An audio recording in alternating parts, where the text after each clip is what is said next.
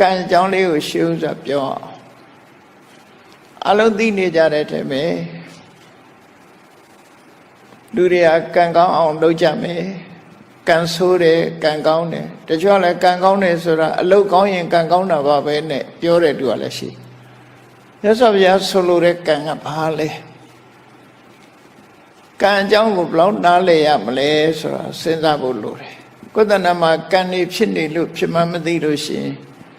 တန်တရားထဲမှာထိုကံတွေရဲ့အကျိုးတရားထုတ်လုပ်မှုတွေဟာဆက်လက်ပြီးတော့ရှိနေမှာဖြစ်တယ်ကံဆိုတာဘာလို့ရမယ့်အရာလဲကိလေသာဆိုတာကရောကိုယ်တဏ္ဍာမှာဘယ်လိုအခြေအနေနဲ့ဖြစ်နေတာလဲကိလေသာဆိုတာလောကလူတွေကကိလေသာစိတ်မွေးတယ်လို့ဆိုတဲ့အခါမှာ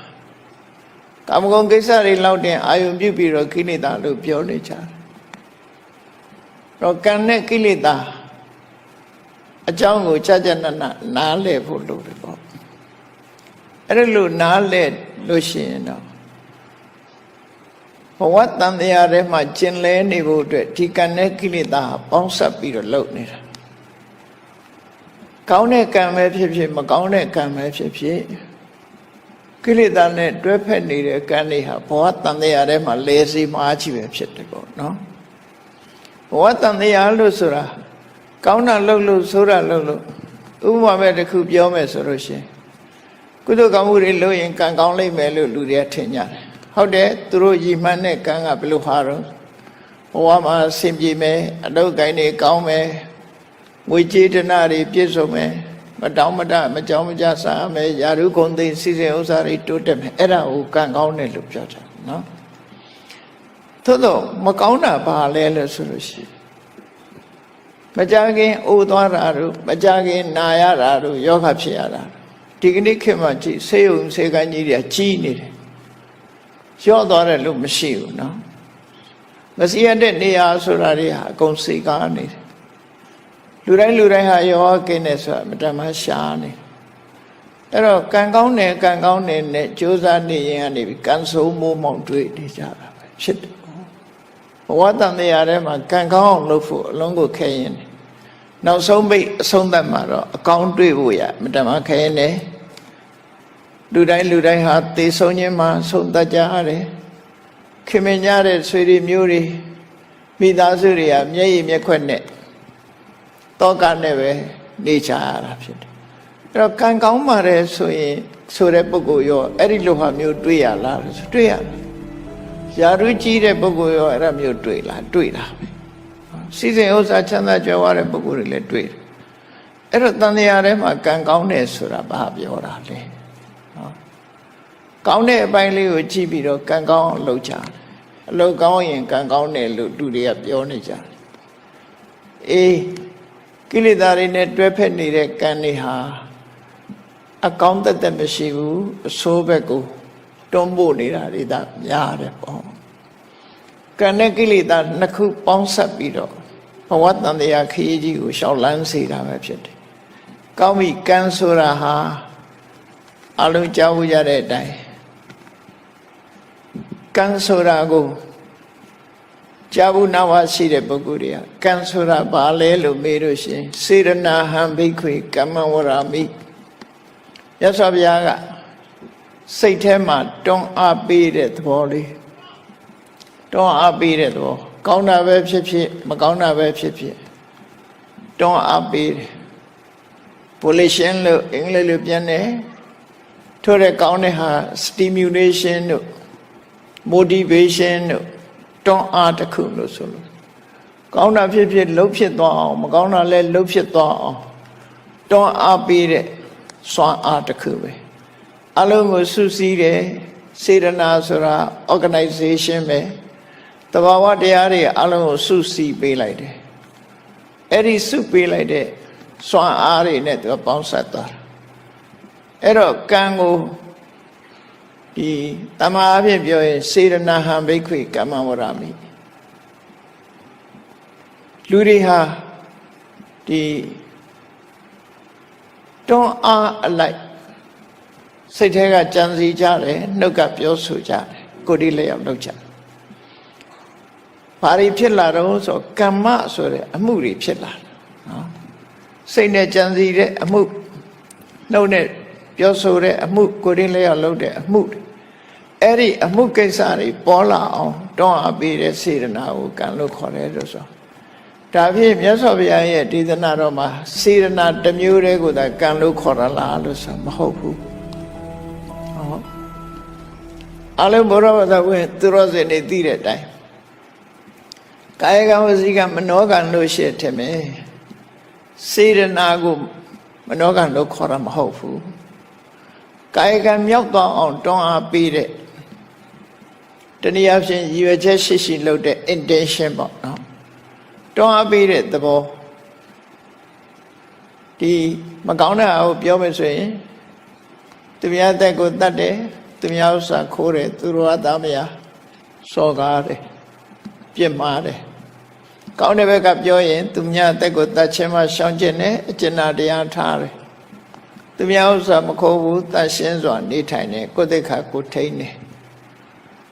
သူတို့ကသားမယားစိတ်နဲ့တောင်မပြစ်မှားဘူးလို့ပြစ်မှားခြင်းမှရှောင်ကျင်တယ်ဆိုကောင်းတာမကောင်းတာဒီနှစ်ခုရှိလာနော်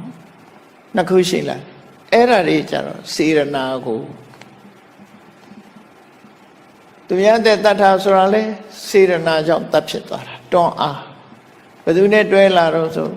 ဒေါသဆိုတဲ့အမုန်းတရားနဲ့တွဲလာတာဖြစ်တယ်ရှင်းပုံရအဖြစ်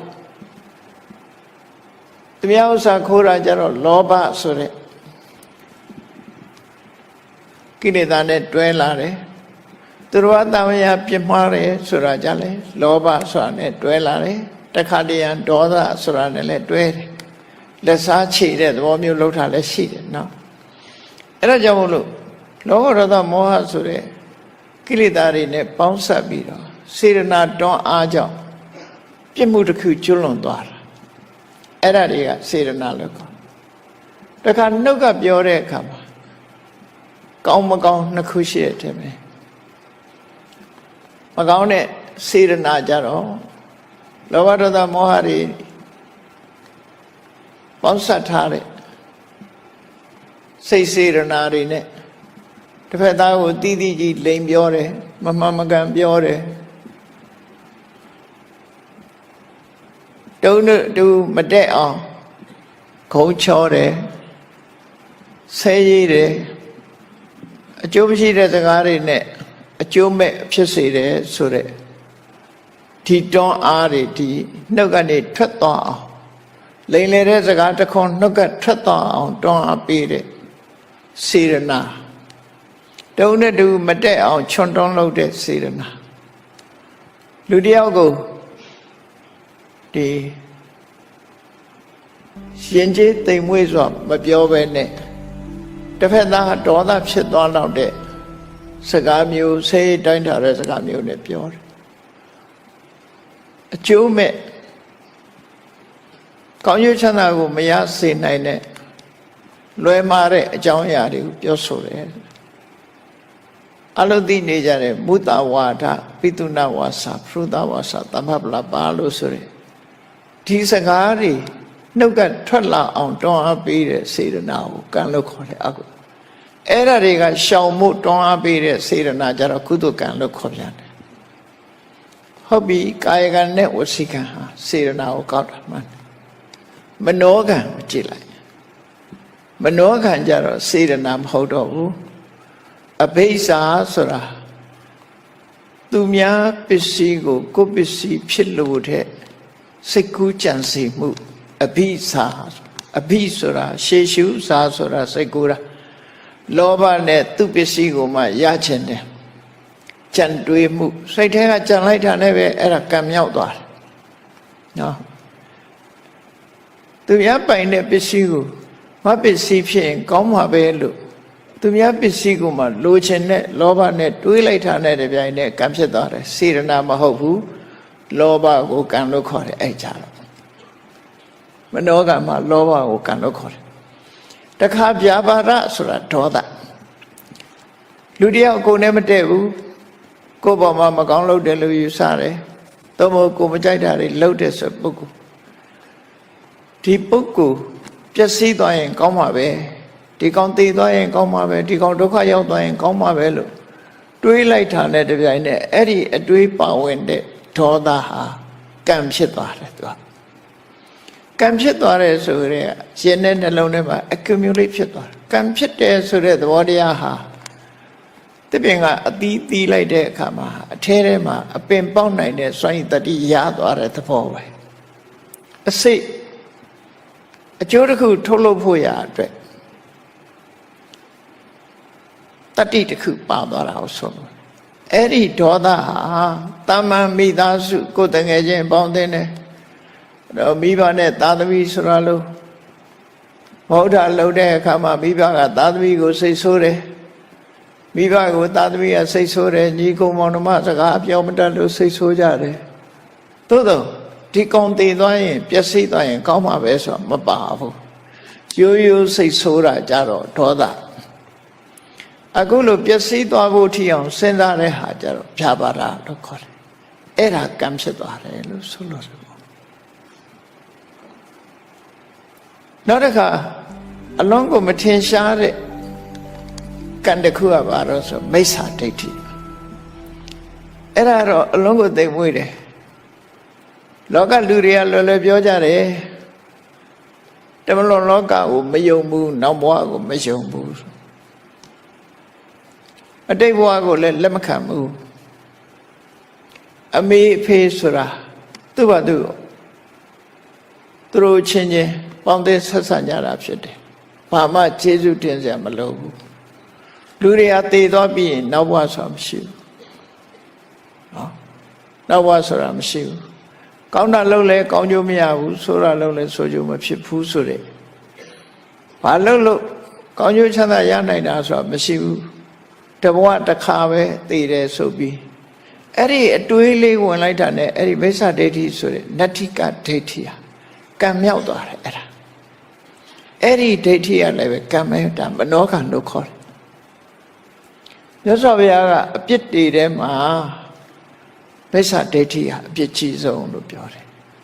ကံဤအကျိုးကိုညှင်းပယ်တဲ့ဒိဋ္ဌိကိုနတ္ထိကဒိဋ္ဌိလို့ခေါ်တယ်ဒုစရိုက်ထဲမှာပါတဲ့ဒိဋ္ဌိကအဲ့ဒီဒိဋ္ဌိကိုပြောတာဟိုကမ္မထမ်းဆရာတွေဟောတဲ့တက္ကာယဒိဋ္ဌိနဲ့မဆိုင်ဘူးနော်တက္ကာယဒိဋ္ဌိနဲ့မဆိုင်ဘူး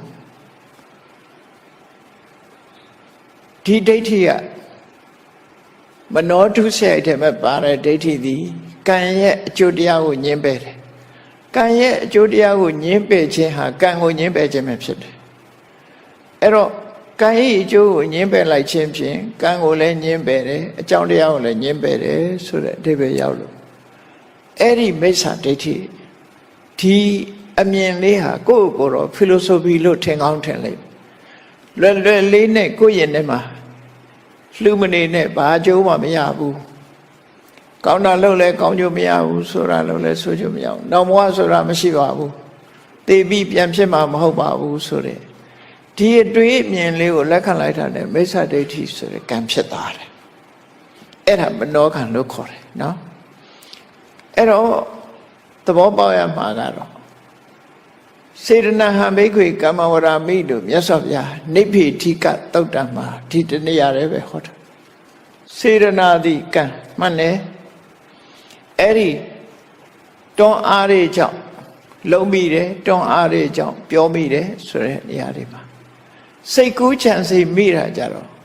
ခုနဒီသဘာဝတရားတွေအဘိဇ္ဇာဆိုတာလောဘဗျာပါဒဆိုတာဒေါသမိစ္ဆာဒိဋ္ဌိဆိုတာဒိဋ္ဌိအဲ့ဒီအကုသိုလ်စေတသိက်အဘိဓမ္မာသင်တဲ့ပုဂ္ဂိုလ်တွေသိလေအဘိဓမ္မာအကုသိုလ်စေတသိက်၃ခုအဲ့ဒါဟာကံပဲနော်ကံမြောက်သွားတယ်ထို့တူရဲ့ဒါမကောင်းတဲ့ကံဘက်ကမကောင်းတဲ့ဘက်ကဆိုတော့ကံဘယ်နှမျိုးရှိတုံးလို့အခုအကျဉ်းပြောမယ်ဆိုရင်အကုသိုလ်ကံဟာစေတနာကိုလည်းအကုသိုလ်ကံလို့ခေါ်တယ်လောဘကိုလည်းအကုသိုလ်ကံလို့ခေါ်တယ်ဒေါသကိုလည်းအကုသိုလ်ကံလို့ခေါ်တယ်ဒိဋ္ဌိကိုလည်းအကုသိုလ်ကံလို့ခေါ်တယ်နော်ဟောဒါမကောင်းတဲ့ကံဘက်ကဒါတွေရကောင်းတဲ့ကံဘက်ကကြည့်လိုက်လို့ရှိရင်တော့ရှောင်ကျဉ်မှုနဲ့သွားတယ် သူများတဲ့တချင်းမှရှောင်းတယ်ရှောင်းဖို့ရအတွက်တွန်းအား motivation stimulation ဆိုတွန်းအားအဲ့ဒီတွန်းအားနဲ့မဟုတ်တဲ့လောက်ကရှောင်လိုက်တယ်မဟုတ်တဲ့စကားမပြောအောင်ထိမ့်သိမ့်လိုက်တယ်အဲ့ဒါစေတနာကုသိုလ်စေတနာလို့ခေါ်တယ်တခါသူ့ရဲ့တိမ်မွေးတဲ့ကုသိုလ်စေတနာတွေကဘာတွေတော့ဆိုအနာဘိဆာအလောဘ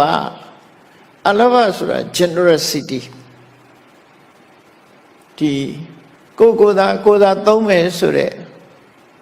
သူများပစ္စည်းကိုလိုချင်တဲ့မတော်လောဘမရှိဘူးနော်ပေးခြင်းကမ်းခြင်းနဲ့စိတ်ပဲရှိတယ်သူများပစ္စည်းမတရားယူဖို့စိတ်ထဲမှာမရှိဘူးအလောဘအနာဘိဆာအပြာပါဒမေတ္တာအရောဒဆိုမေတ္တာတရားတွေချမ်းသာကြပါစေလို့မေတ္တာပို့တာကအပြာပါဒဆိုတဲ့စေတနာမနောကမယ်အပြာပါဒဆိုတဲ့အရောဒစေတသိက်ကိုပြောတာနော်အပြာပါဒဆိုတာအရောဒစေတသိက်အမုန်းကင်းစင်တဲ့မေတ္တာတရားမေတ္တာဆိုတာဒီအရောဒကိုပဲပြောတာပဲအဲ့တော့မနောကထဲမှာလူတယောက်ကိုတရားတွေအလုံးချမ်းသာကြပါစေဒီလူအဆင်ပြေပါစေလောကကြီးမှာတယောက်ဒုက္ခပေးနေလို့ရှိရင်နေညမညတဒုက္ခမေ့เสียဘယ်သူမှဒုက္ခမပေးပါစေနဲ့ပြိဋ္ဌဲမှာပါတယ်လို့တဗ္ဗေပတ္တရာနိပတ္တန္တုတရားတွေအလုံးဟာအကောင်းတဲ့ကြီးပဲကြုံတွေ့ကြပါစေမကင်စီပပမကမဘယ်သူထံမှအဆိုးတရားတွေမကောင်းကျိုးတွေမရောက်ပါစေနဲ့ဆိုအဲ့ဒါအထောဒမေတ္တာအပြာပါဒလို့ခေါ်တယ်အဲ့ဒါလည်းကံဖြစ်သွားတယ်နော်ကံဖြစ်သွားနောက်တစ်ခါသမ္မာဒိဋ္ဌိဆိုတာကြတော့ခုနလိုကိုင်းကြီးကျိုးကိုညင်းပယ်တာမဟုတ်ဘူးမကနဲ့အမြင်တစ်ခုယူစားအေးကောင်းတာလို့ရင်ကောင်းကျိုးရတယ်လူချင်းတန်းချင်းရဲ့အကျိုးကျေးဇူးဆိုတာရှိတယ်အမေဖေဆိုတာကျေးဇူးတင်လိုက်တဲ့ပုဂ္ဂိုလ်ဖြစ်တယ်အမေဖေကသာခွင့်မပြုဘူးဆိုရင်ဘာနဲ့တူတော့ဆိုလူစီလာဖို့ရအမေဖေက immigration ပဲလေသူဗီဇာထုတ်မပေးရင်လာလို့မရဘူးခုခေတ်ဆိုဗီဇာမပေးချင်လို့ကြိုတင်ဟန်တားတာတွေတောင်ရှိတယ်မတော်တဆလက်လွန်လို့ရောက်လာပြန်တော့လေအမိုက်ပုံနဲ့ထည့်ပစ်တာဣမတ္တလောကတ္တဓာတိတာရောမိဘရဲ့ခြေဆုထဲမှာကျွေးတာစောင့်ရှောက်တာထားလိုက်အောင်အဲ့ဒီခြေဆုကကိုပြန်ကျွေးလို့ရသေးတယ်ပြန်စောင့်ရှောက်လို့ရတယ်ကိုယ့်ကိုလူလောကကိုလာခွင့်ပေးလိုက်တဲ့ခြေဆုကဘယ်လိုဆက်လို့ရပါမလားကိုကနောက်မှလာတာလေအမေဖေကကိုယ့်ကိုလာခွင့်မပြုဘူးဆိုရင်လူလောကရောက်ပါမလားမရောက်နိုင်ဘူးမိုးကြရွှေကိုဖြစ်မှသာရောက်ကောင်းရောက်မှာအမေဖေက immigration ပဲသူလက်ခံမှဖြစ်တာအဲ့ဒီလက်ခံတဲ့ခြေဆုကိုမြတ်စွာဘုရားကဣမတ္တလောကတ္တဓာတိတာရောဆိုမိဘရဲ့ခြေဆုကိုသုံးခွန်းနဲ့မြတ်စွာဘုရားဆုံးအောင်ပြောလိုက်တယ်တခုကအပါဒကကိုယ်ဝန်ကလေးကအမေကဆောင်းလျှောက်လာခဲ့တယ်မွေးလာတယ်လည်းဆောင်းလျှောက်တယ်ပောတကမွေးဖွားလာတဲ့နောက်မှာဆောင်းလျှောက်ရုံနဲ့မကဘူးကျွေးမွေးတယ်ဟောနှစ်ခုဆောင်းလျှောက်ခြင်းကျွေးမွေးခြင်းနောက်ဆုံးတစ်ခုကတော့ဘာလို့ဣမတ္တလောကတ္တဓာတိတာရောဒီလောကကြီးကိုပြတယ်ဆိုတာဒါဒီခြေဆုကတော့ဆက်လို့မကုန်တဲ့ခြေဆုပဲမိဘခြေဆုကောမဆက်နိုင်ဘူးဆိုတာအဲ့ဒါကိုပြောတာဘာလို့လို့ဆိုရင်ကိုယ်နောက်မှရောက်တာဆိုတော့မိဘကိုကိုယ်လူလောကလာဖို့ဆိုတာဘယ်လိုလုပ်တုံးဆန်းသူကအရင်ရောက်တာလေအေးဒါကြောင့်မို့ဒီမိဘရဲ့ခြေဆုရှိတယ်လို့လက်ခံခြင်းသည်ပဲလေသူကသမ္မာဒိဋ္ဌိဖြစ်သွားတယ်အဲ့ဒါမနောကဖြစ်သွားတယ်တုံလောကဆိုတာရှိတယ်လူတွေဟာတည်သွားပြီးနောက်ဘဝဆိုတာရောက်လာအောင်မယ်ဆိုတဲ့ကံတရားရဲ့အကျိုးကိုလက်ခံတာတွေမှန်သမျှသမ္မာဒိဋ္ဌိလို့ခေါ်တယ်အဲ့ဒါကြတော့ပညာလို့ခေါ်တယ်မိစ္ဆာဒိဋ္ဌိကဒိဋ္ဌိစေတသိက်သမ္မာဒိဋ္ဌိကြတော့ပညာ right understanding မှန်ကန်တဲ့နားလည်မှုနော်မှန်ကန်တဲ့နားလည်မှုအဲ့တော့အဲ့ဒီဒီမှာကအလောဘရဲ့ အရောဒဆိုတဲ့မေတ္တာရဲ့အမဒိဋ္ဌိဆိုတဲ့ပညာရဲ့ဒီသုံးခုကကံပဲစေတနာလည်းမဟုတ်ဘူးနော်ကုသိုလ်ကံထဲမှာဒီသုံးခုပါလာအဲ့တော့ကံဆိုတာဟာဒီတရားတွေကိုပြောတာပဲအလုပ်တစ်ခုဖြစ်အောင်တွန်းအားပေးတယ်တွန်းအားပေးလိုက်တာဟာသူက energy တွေစုသွားအောင်သူကစုဆောင်းလိုက်တာဒါမို့အာယုဟနရတ္တလို့ခေါ်တယ်သူတို့ကံတရားတွေကပေါင်းစုပေးလိုက်ခြင်းပဲစုလိုက်တဲ့အခါမှာစွမ်းအားပြေလာဒီကံတရားတွေကစုလိုက်သည့်အတွက်ကြောင့်ဆိုပါစို့တစ်ပင်တစ်ပင်ရဲ့အနှစ်ဟာဘယ်မှာသွားစုသလဲဆိုနောက်ထပ်အပင်တစ်ပင်ကိုဖြစ်စေနိုင်တဲ့စွမ်းရည်တတ္တိဟာဘယ်မှာသွားစုသလဲခဏခေတ်တော့ဂိုင်းကူတာတွေဘာတွေရှိတယ်ပေါ့နော်အဲ့ဒါတွေထားတဘာဝအဖြစ်ဘယ်နေရာမှာသွားစုသလဲလို့ဆိုလို့ရှိရင်မျိုးစေ့မှာသွားစုအသီးမှာသွားစုအသီးမှာသွားစုအဲ့ဒီအသီးတွေကအစိတ်လေးတွေမှာသွားပြီးတော့နောက်ထပ်မှတ်ပြီးမျိုးဖြစ်ဖို့အဲ့ဒါလိုပဲလူရဲ့စိတ်အစဉ်ထဲမှာဒီစေရနာတို့လောဘဒေါသမစ္ဒိဋ္ဌိအလောဘအရောဓတမပညာလို့ဆိုတဲ့ဒီတရားတွေပေါ်မှာအနှစ်တရားစုသွားလို့ဘဝတစ်ခုကျုပ်ပေးမယ်ဆိုလို့ရှင်တရားတွေဟာကျုပ်ပေးနိုင်လာတယ်အဲ့တော့ကံတရားဆိုဒီမှာကောင်းတဲ့ကုသိုလ်ကံရှိတယ်မကောင်းတဲ့အကုသိုလ်ကံရှိတယ်ကုသိုလ်ကံအကုသိုလ်ကံရှိမြတ်စွာဘုရားကဘုန်းကြီးတို့တွေနေ့စဉ်ဘာတွေလုပ်နေကြတော့ကိုယ့်ကိုစဉ်းစားကြည့်လိုက်နေ့စဉ်လုပ်နေတဲ့အလုပ်တွေကိုကြည့်လိုက်မယ်ဆိုရင်ဥဘောပုံညင်စပပင်စယမစ္စောကုရုတေဣထာလူဘဝလူဖြစ်လာတဲ့အခါမှာကောင်းတာလည်းလုပ်တယ်မကောင်းတာလည်းလုပ်တယ်နော်ကောင်းတဲ့အလုပ်တွေလည်းလုပ်တယ်မကောင်းတဲ့အလုပ်အကောင်းကြီးလည်းမဖြစ်ဘူးမကောင်းတာကြီးလည်းမဖြစ်ဘူးအကောင်းလည်းလုပ်တယ်မကောင်းလည်းလုပ်တယ်အဲ့ဒီကောင်းမကောင်းဆိုတဲ့အရာတွေဟာကိုလုံးလိုက်တဲ့အရာတွေဟာခုနရှေ့ကတွန်းအားတွေကိုရွယ်ပြီးတော့ကံလို့ခေါ်လိုက်တယ်အဲ့ဒီကံဒီတင်ညိတတတကံဟောတိတင်္စအာရယခစ္စတိကိုယ့်ရဲ့ထဲမှာဖြစ်သည့်အတွက်ကြောင့်ကိုယ်သာလင်ကိုယ်နဲ့သာသက်ဆိုင်သွားတယ်ကိုယ်ထဲမှာသာဖြစ်လို့ကိုယ်ပဲသက်ဆိုင်သူများနဲ့မဆိုင်ဘူးသူများနဲ့မဆိုင်ုံနဲ့မကဘူးဒီဘဝလှုပ်ထားတဲ့အရာတွေဟာခန္ဓာရှိနေသမျှကလပ်ပလုံးဒီကံတရားတွေကကိုယ်နဲ့အတူပါနေမှာပဲဖြစ်တယ်မကောင်းတဲ့ကံဆိုလို့ရှိရင်ဒုက္ခပေးဖို့ကောင်းတဲ့ကံကအကူအညီပေးဖို့ဆိုပြီးတော့လူတွေမှာကောင်းတဲ့ကံမကောင်းတဲ့ကံဒီနှစ်ခုနဲ့သွားနေမှာပဲဒါထုံးစံမကောင်းတဲ့ကံကဒုက္ခပေးတယ်ကောင်းတဲ့ကုသိုလ်ကံတွေကျတော့ချမ်းသာဒုက္ခပေးတယ်အဲ့တော့လောကလူတွေက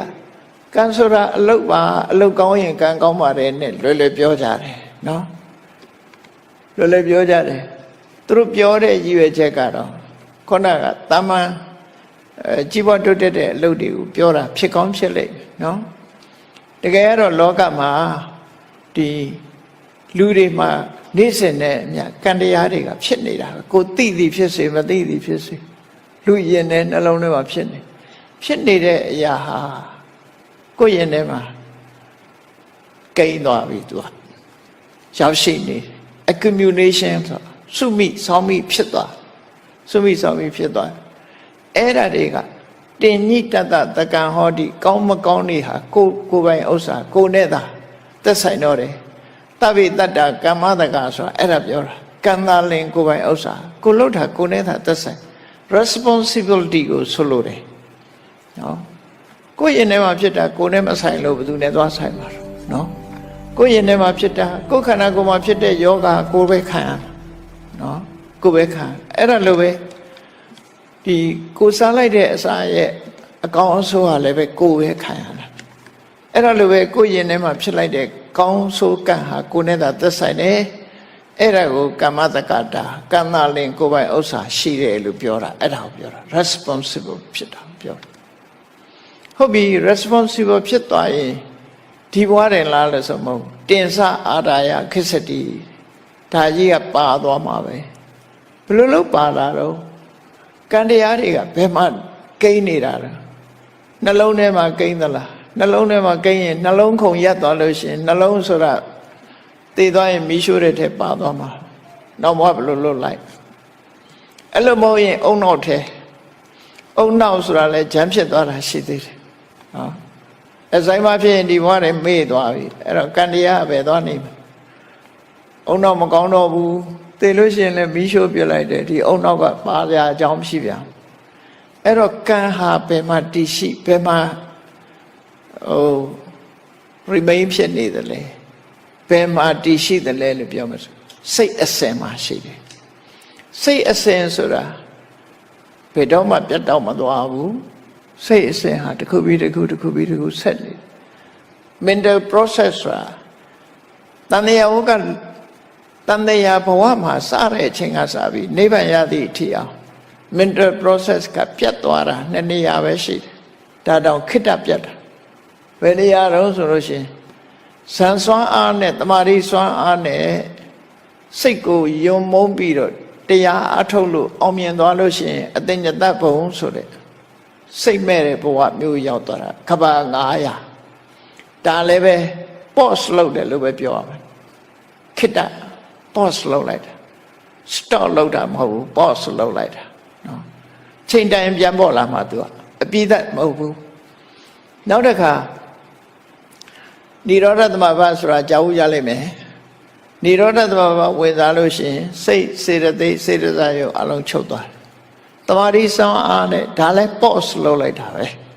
ခိတ္တခဏအကြောင်းတရားတွေကိုဖယ်ရှားပြလိုက်သည့်အတွက်ကြောင့်စိတ်ဆိုတာလည်းသူ့ဟာသူဖြစ်တာမဟုတ်ဘူးအကြောင်းတရားကိုမှီဖြစ်တယ်အဲ့ဒီအကြောင်းတရားတွေကိုခိတ္တ pause လုပ်လိုက်လို့ရှိရင်စိတ်ဟာလည်းရပ်သွားတယ်အဲ့ဒီနှစ်နေရာလွဲရင် mental process ကပြောင်းမသွားဒါဖြင့်ခုနလို pause လုပ်လိုက်လို့ရှိရင်ကံတရားတွေရောပျောက်ကွယ်သွားလားဆိုမကွယ်ဘူးရှေ့နဲ့နောက်နဲ့ဟာအနန္တရပစ္စယောပဲသူကនិရောဓသမဘာဝင်စားလို့9ရက်ကြာတဲ့ဆုံးတော့အနန္တရပစ္စယောပဲသူကဒီကြားထဲမှာတခြားဟာမခြားခြင်းသည်ပင်နဲ့သူ့ရဲ့ process ရှိနေတယ်ဆိုတော့ပြတယ်နော်ရလိုက်တဲ့အဆုံးနဲ့နောက်ထပ်ပြန်စားခြင်းအစတို့ခြားမှာအကြာအကွယ်မရှိဘူးအဲ့ဒါကိုပဋ္ဌာန်းပစ္စည်းထဲမှာအနန္တရပစ္စယောလို့ပြောတာနော်တခါအတ္တညတဘုံရောက်သွားပြန်တော့လည်းပဲထို့တူပဲအနန္တရပစ္စယောပဲစိတ်အစဉ်နဲ့သုတိစိတ်နဲ့ပရိသေရိစိတ်ပရိသေရိစိတ်ဟိုကရုပ်စဉ်သူတမာရီစွာအကုန်လို့တင်ညာစတင်ဖြစ်ပေါ်လိုက်တဲ့အချိန်လေးမှာပြန်လီနိုးထလာပြန်တယ်ခိတ္တ pause လုပ်တယ်အဲ့တော့ mental process ဆိုရယ်စိတ်ဖြစ်စဉ်ကြီးဟာတန်တရားထဲမှာရပ်ဆိုင်သွားတယ်လို့မရှိဘူးအပြည့်ပိုင်ရပ်သွားတယ်လို့မရှိဘူးဒါကြောင့်မို့စိတ်တတန္တတိလို့ခေါ်တဲ့စိတ်ဖြစ်စဉ်ထဲမှာကံတရားဟာတတ္တိအနေနဲ့ရှိနေတယ်လို့သူပြောတာနော်တတ္တိအနေနဲ့အဲ့တော့အုံနောက်မှာကိန်းတာလည်းမဟုတ်ဘူးနှလုံးသားမှာကိန်းတာလည်းမဟုတ်ဘူးခန္ဓာကိုယ်တဏှာမှာကိန်းနေတာလည်းမဟုတ်ဘူးစိတ်အစဉ်မှာရှိတယ်လို့ဒီလိုပဲမှတ်သားရမှာဖြစ်တယ်ဟုတ်ပြီကောင်းလဲကောင်းတာလုပ်လဲကံဖြစ်တယ်မကောင်းတာလုပ်လဲကံဖြစ်တယ်အဲ့ဒီကံတွေဟာလုံးသမျှကိုယ်နဲ့သာသက်ဆိုင်တယ်ဒီကိုယ်နဲ့သက်ဆိုင်တဲ့ကံတရားတွေဟာဖြစ်လျက်ဘဝမှာကိုယ်နဲ့အတူပါနေတယ်ပါတယ်ဆိုတာဟာဒီပုံရိပ်တရကြီးနဲ့ပါနေတာမဟုတ်ဘူးစွန့်ရည်တတ္တိအနေနဲ့ပါနေတာသူစွန့်ရည်တတ္တိအနေနဲ့ပါအကြောင်းအကျိုးညီညွတ်လို့ရှိရင်အကျိုးပေးမှသိချတယ်ပေါ့သူတို့ဆိုလို့တယ်ပေါ့